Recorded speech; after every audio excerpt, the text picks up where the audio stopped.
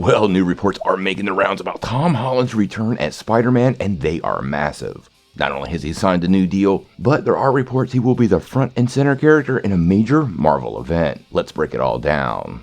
Well, for many people, Spider-Man No Way Home pretty much featured the best use of the multiverse, even to this day. So it really shouldn't be a big surprise where Tom Holland's web-slinger is going to pop up again in the MCU. Now, like we always say, this report is not from Kevin Feige or Marvel Studios, so we want to take it with a grain of salt. But it does come from a fairly reliable insider who's been right a lot, and the report is so interesting it's impossible to ignore. Now, earlier today, via My Time to Shine Hello, we got some major Spider-Man news, and some major appearances for Tom coming up really soon.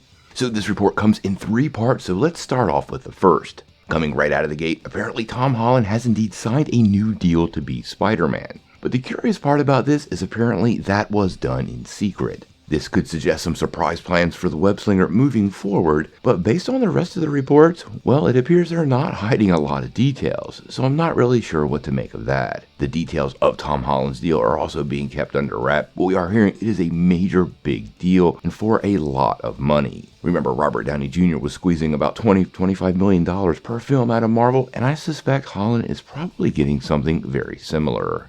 Now, the next 2 reports do give us some ideas of where Tom Holland is going to show up next. First and foremost, apparently Tom Holland is going to be the lead superhero in Kang Dynasty. We know the Avengers will be squaring off against Kang, and it appears Spider-Man in that film is going to be front and center. We have heard for quite a while that Spider-Man will be part of the new Avengers team, and it'll feature a lot of the new Phase 4 heroes, including Shang-Chi, the new Captain America, She-Hulk, and several others. It would make sense putting Holland in front of all these new characters. He was an Avenger during Endgame, and let's be real, he is Marvel's most popular character, and it makes for some great promotion art. And now, that brings us to the final bit of news, which is that Spider-Man 4 will come out before Secret Wars. It seems to me, based on all of his reports, the next place we'll see Tom is likely in Kang Dynasty, if not sooner due to the status of the secret signing. That makes it interesting to me, but Spider-Man 4 will indeed lead into Secret Wars. This appears to be 3 confirmed Tom Holland return projects, with Kang Dynasty, Spider-Man 4, and Secret Wars making up the list. Now, we were hearing Tom was signed for 6 more films, meaning 2 more Spider-Man films could be also in development or being part of the post-Secret Wars event. This would make a lot of sense, because Spider-Man Far From Home actually was sort of an epilogue for Phase 3, and kind of focused on the loss of Tony Stark and Spider-Man being his own man. Using Spider-Man 5 to do that for Secret Wars kind of aligns pretty nicely, and seeing as Secret Wars, at least in the comics, was where Spider-Man got that black costume, and we saw Venom leave the symbiote behind in the last movie, well, all the pieces are in place for some pretty interesting Spider-Man tales.